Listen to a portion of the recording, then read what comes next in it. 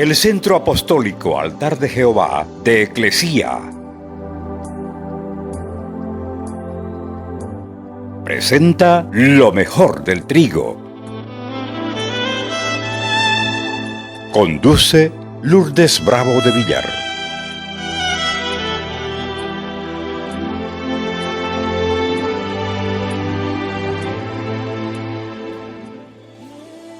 Mateo 10:16. Yo os envío como ovejas en medio de lobos. Sed pues prudentes como serpientes y sencillos como palomas. ¿Cuántos saben que Satanás es viejo? Satanás es viejo y extremadamente malvado, falso, astuto, malévolo. Hemos fallado muchas veces en discernir los ataques del maligno y hemos quedado desprotegidos ante un enemigo viejo, mañoso, lleno de engaños y de falsedades. Por eso el Señor Jesús preparó a sus discípulos en todo antes de enviarlos a la guerra espiritual. Les pidió que sean sabios, que sean prudentes, que sean sencillos, porque antes de ir a la guerra se requiere integridad del soldado y entrenamiento. El soldado tiene que saber a qué ejército pertenece y tiene que ser entrenado. Algunos solo andan buscando atajos y salen a la guerra sin preparación y fracasan. Pero no olvidemos que Lucifer estuvo en la misma presencia de Dios, vio su gloria y fracasó. Adán también vio la gloria de Dios y fracasó. Salomón escribió 3 libros, vio la gloria de Dios y fracasó. Entonces lo que debemos ser es firmes y no arrogantes en las cosas de Dios, para poder usar el poder y la autoridad que Dios nos ha dado. Proverbios 20:18 dice: los pensamientos con el consejo se ordenan y con dirección sabia se hace la guerra. El guerrero intercesor es llamado a tener un estilo de vida, no solamente a conocer textos de memoria y aplicarlos de forma indebida. Vamos a Eclesiastés capítulo 9, del verso 16 adelante. Dice: entonces dije yo, mejor es la sabiduría que la fuerza, aunque la ciencia del pobre sea menospreciada y no sean escuchadas sus palabras. Las palabras del sabio, escuchadas en quietud, son mejores que el clamor del Señor entre los necios. Mejor es la sabiduría que las armas de guerra, pero un pecador destruye mucho bien. Cada día somos liberados de algunas áreas que pensamos que hemos entregado. Pero no ha sido así. Las luchas son diarias, las luchas en el hogar, las luchas con la familia. A veces es la salud que es la afectada y hasta sentimos que vamos a morir. Pero eso es solo pensamiento, porque el Señor siempre está ahí sosteniéndonos. Porque cuando estamos en la lucha espiritual, tenemos que pagar el precio de la guerra. El que pelea da, pero lleva, ¿no es cierto? ¿Están aquí? El que pelea da, pero lleva. Entonces es igual en la guerra espiritual. Damos, pero llevamos. El enemigo lo que desea es matarnos, y nosotros también deseamos matar al enemigo. Los temores, el temor es lo que impide que los creyentes no quieran arriesgarse. y el temor no los deja avanzar contra el enemigo. Por eso el Señor nos habla a nosotros como soldados, soldados con valentía, a no temer, porque mayor es el que está en nosotros que el que está en el mundo. Confiar que Dios te da valentía, porque Él es el que nos llama, y al que llama, dice la Escritura, lo capacita, y el llamado sigue las enseñanzas del Maestro. O sea, los pensamientos de temor, ¿qué es lo que causan? Causan incertidumbre, pero sobre todo nos paralizan, nos traen confusión, y por ese mismo miedo es que no actuamos con el potencial que Dios ha puesto en nosotros. Porque ¿qué es lo primero que hace el temor? Paralizarnos. Ahí es cuando Dios interviene para socorrernos y siempre nos da la provisión. Como Pablo le dijo a Timoteo en 2 de Timoteo 1:7, porque no nos ha dado Dios un espíritu de cobardía, sino el de fortaleza, de poder, de amor, de templanza y dominio propio. Fíjese, va a encontrar muchas veces en la Biblia diciendo no temas, no temas, no temas. Y es porque el Señor quiere que nosotros confiemos en Él, pero sobre todo que entendamos que si Él nos dice que no temamos, es porque Él está con nosotros. Es necesario reconocer que Dios tiene el control de todo y que sobre todo, en todo y sobre todo. Entonces, hay una guerra en nuestro interior, peleamos para ser libres, pero el temor nos apresa. Tenemos que recordar hasta nuestro propio himno que dice, morir antes que esclavos vivir.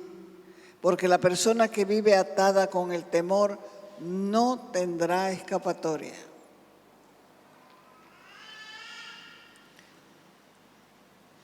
Jesús fue crucificado, recuerde, en el Gólgota, conocido también como el lugar de la calavera. Esa calavera representa nuestra mente, porque nuestra mente es el lugar que primero debemos crucificar y renovar. ¿Cuál es lo que debemos crucificar primero? La mente, anótelo, la mente, porque la mente es lo más malvado que tiene el hombre. Juan capítulo 19, verso 17. Y él, hablando de Jesús, cargando su cruz, salió al lugar llamado el Gólgota, o llamado de la calavera, y en hebreo Gólgota. Y allí le crucificaron, y con él a otros dos, uno a cada lado y Jesús en medio. Y Pablo les escribió a los Efesios y les dijo en Efesios 4:23, renovaos en el espíritu de vuestra mente. Donde quiera que haya tinieblas, el diablo está ahí.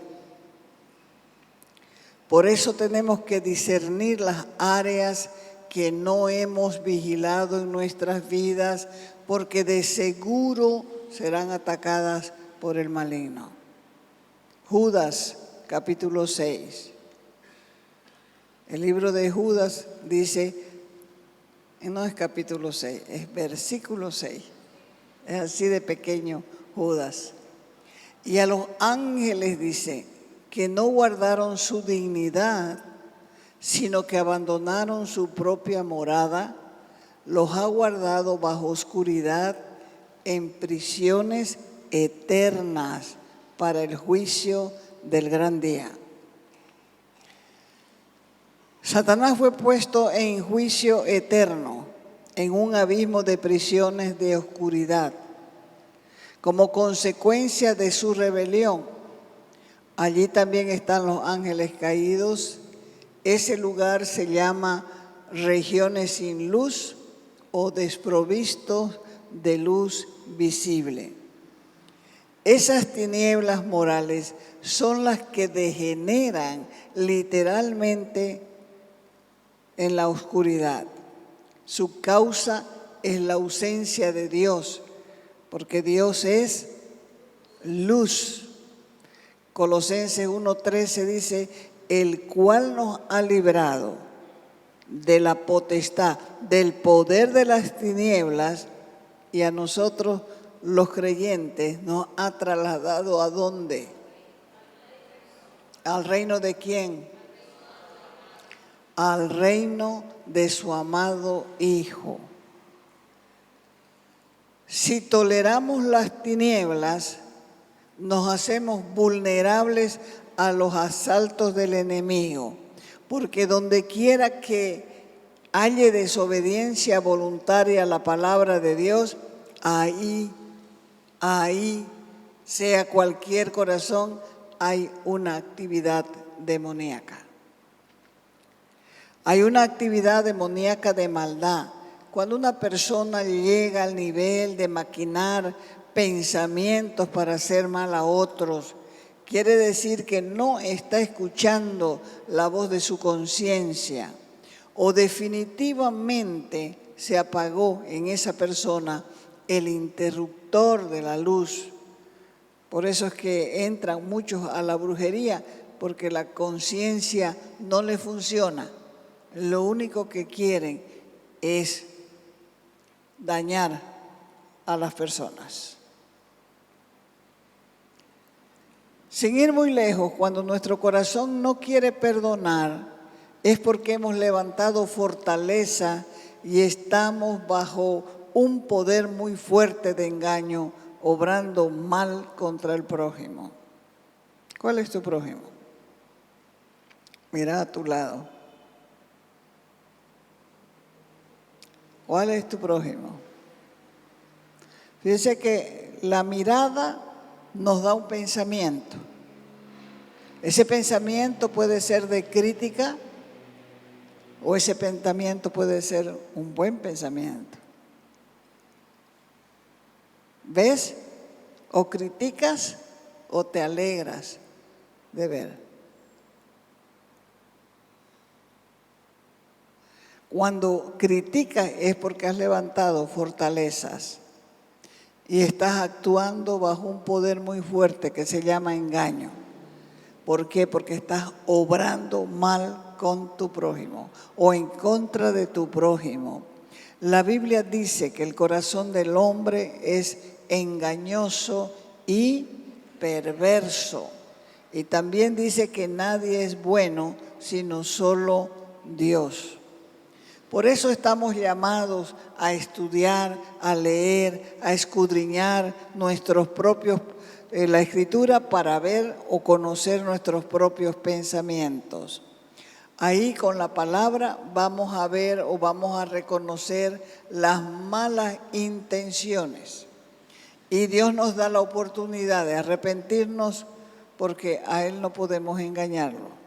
Los únicos engañados somos nosotros. Es claro que primero vienen los pensamientos. Si nosotros profundizamos en ellos, nos llevan a cometer maldad.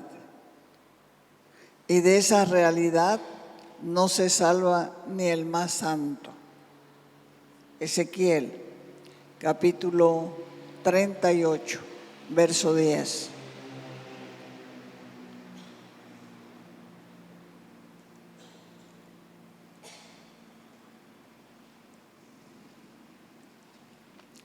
Dice Ezequiel, sucederá en aquel día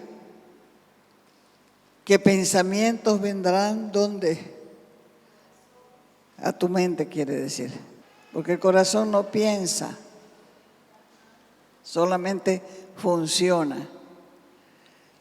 Sucederá en aquel día que pensamientos vendrán a tu mente y concebirás un plan malvado. ¿Dónde? En la mente, en el Gólgota, en el lugar de la calavera. Y Pablo les escribió a los Efesios y les dijo, dejen que el Espíritu les renueve los pensamientos y las actitudes. Dos cosas, los pensamientos y las actitudes. Porque para cambiar nosotros necesitamos nuevos pensamientos. Por eso es que estudiamos la Biblia, porque necesitamos aprender la verdad y comenzar a tomar nuevas y buenas decisiones. Pero también necesitamos cambiar nuestra forma de pensar. Porque ¿dónde comienza la batalla contra el pecado? ¿En el pecado o en la mente? La batalla por el pecado comienza en tu mente. Por eso es que el adulterio, Dios lo llama adulterio cuando está ¿dónde? ¿En la cama o en la mente? En la mente. La batalla por el pecado comienza en tu mente, no en tu comportamiento, porque la manera en que piensas es la que va a determinar la forma en que sientes, y la forma que sientes determina la forma en que te comportas. Así que lo primero que tenemos que hacer es cambiar nuestra forma de pensar para cambiar nuestra forma de sentir. Puedes decir cientos de veces, voy a amar a fulano, voy a amar a fulano, voy a amar a fulano, pero eso no va a funcionar porque no se puede luchar contra los sentimientos. Hay que cambiar la forma, la manera de pensar. Si nosotros pensamos mal de alguien, no vamos a cambiar diciendo, no voy a pensar mal, no voy a pensar mal.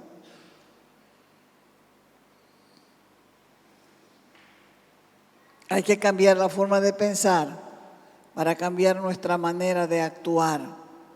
Por eso le dijo Pablo a los Efesios, dejen que el Espíritu les renueve el pensamiento y las actitudes. Analicemos esto de forma sencilla. ¿Vos sos o vos no sos lo que crees que sos? ¿O sos lo que piensas que sos? La batalla para lidiar con esos defectos en tu vida, esos defectos que no te gustan, comienzan ¿dónde? En la mente. Si quieres cambiar algo en tu comportamiento o algo en tus emociones, comienza con tus pensamientos y tu actitud. La renovación de tu mente está relacionada con la palabra arrepentimiento. El arrepentimiento es una palabra turbia para mucha gente, porque piensan que significa algo que realmente no quieren hacer o algo doloroso. No quieren arrepentirse. No quiero decir, porque si yo me arrepiento tengo que cambiar. Ah, lo saben. Lo saben entonces. Porque el Señor dijo que su palabra está escrita en nuestros corazones. Pero el arrepentimiento no tiene nada que ver con tu comportamiento. Se trata solamente de aprender a ser de manera de pensar diferente. Arrepentirse significa simplemente hacer un giro mental. Es algo que haces en tu mente, no con tu comportamiento. Se trata de cambiar la forma en que piensas, porque eso va a afectar tus emociones y al final va a afectar tu comportamiento. Cuando te arrepientes y vuelves de la culpa al perdón, estás cambiando del infierno al cielo. Pasás de no tener esperanza a una nueva esperanza. Pasás de la frustración a la libertad. Sales de la oscuridad y vuelves a la luz. Este es el tipo de cambio que cada persona necesita para poder cambiar el resto de su vida. Porque algunos vienen a jóvenes, otros vienen adultos, otros vienen mayores y siempre le queda un saldo para cambiar, un saldo de vida para ser diferente, para renovar la mente, para cambiar la manera de pensar, para cambiar las actitudes. Cuando tu espíritu es iluminado por el Espíritu Santo, te conviertes en lámpara de Jehová. Por ese medio escudriña tu corazón, pero si albergas pecado, la luz que existe en tu vida se vuelve tinieblas y Satanás se puede mover en cualquier área de las tinieblas. Ejemplo claro tenemos en Pedro. ¿Era apóstol o no era apóstol? Era un hombre que no era miedoso, porque en el Getsemaní él sacó su espada y cortó la oreja de Malco, el siervo del sumo sacerdote. Pero más adelante negó a Jesús 3 veces. Porque Satanás tuvo acceso legal de tinieblas en Pedro. Era un hombre orgulloso, así que el orgullo, la autosuficiencia, todo se inició en la mesa en que celebraban la Santa Cena, celebraban la Pascua. Cuando Jesús dijo, uno de ustedes me va a traicionar, de seguro jamás se le ocurrió a Pedro que sería él el traidor. Él afirma que seguiría al Maestro donde quiera que fuese. Y Jesús le dijo, Satanás te ha pedido para zarandearte, pero yo rogué para que tu fe no te falte. Proverbios 16, 18. Antes del quebrantamiento es la soberbia y antes de la caída la altivez de espíritu. La soberbia causó la caída de Pedro. Satanás sabía bien eso. Conocía el juicio de Dios contra la envidia y el orgullo religioso. Por esa causa fue que Pedro no pensó jamás que le iba a fallar a Jesús. Él dijo, aunque todos te fallen, yo no. Pero Pedro no sabía que Satanás lo había pedido para zarandearlo como a trigo, dice la Escritura. Por eso es que nosotros, antes de entrar en guerra espiritual, tenemos que estar alertas. Las mismas áreas que nosotros ocultemos en las tinieblas, esas áreas son las que nos van a hacer caer. Por eso es que debemos vivir revisando nuestro corazón y someternos humildemente a Dios y a su palabra. Santiago 4:7. Santiago 4:7 dice, someteos a Dios, resistid al diablo y él huirá de vosotros. El zarandeo nos prepara para lo mejor. Dios no confía su reino a cualquiera que no haya roto con el orgullo. Ese es el propósito de Dios para nuestra vida. Ahora, es la ignorancia o la falta de conocimiento que nos deja abiertos para el ataque. Por eso Él nos manda continuamente a revisarnos. ¿Cuál es tu área donde eres vulnerable? ¿Dónde te es más fácil caer? Algunos que están motivados por la envidia, les es fácil criticar. Y este pensamiento puede ser motivado por la amargura, el orgullo, la arrogancia, o la persona llega a creerse solamente que es grande y tan perfecta que siempre ven todos los demás algo que está mal. Santiago 2:4 dice, ¿no habéis hecho distinciones entre vosotros mismos y habéis venido a ser jueces con malos pensamientos? Tenemos que buscar tener un corazón honesto. Y si Dios nos manda eso, es porque se puede hacer. ¿Cómo? ¿Cómo lo vamos a hacer? Cuando el Espíritu Santo te muestre áreas donde necesitas arrepentirte, no demores, hacerlo inmediatamente y pedirle ayuda para cambiar. Hay que dejar a un lado el orgullo, no se discute con Dios, solamente nos arrepentimos y rápido.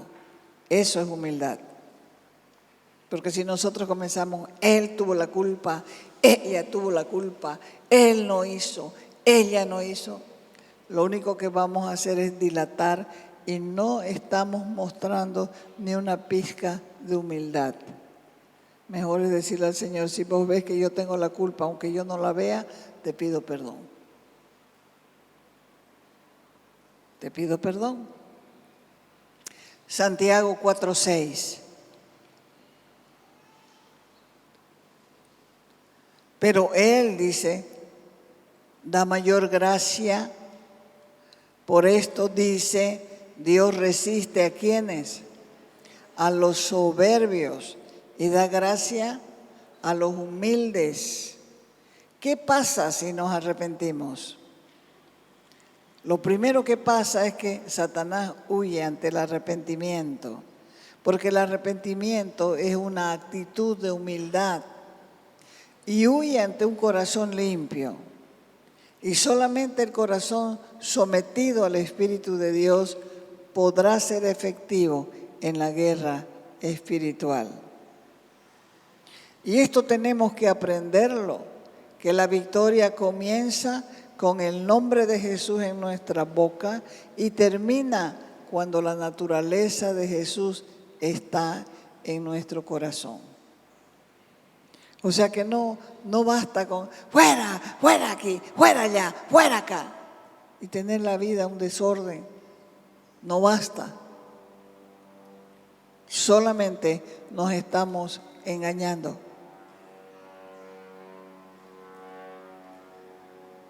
Después de la caída de Pedro y su arrepentimiento, un nuevo pensamiento surgió en su mente y en el corazón de Pedro.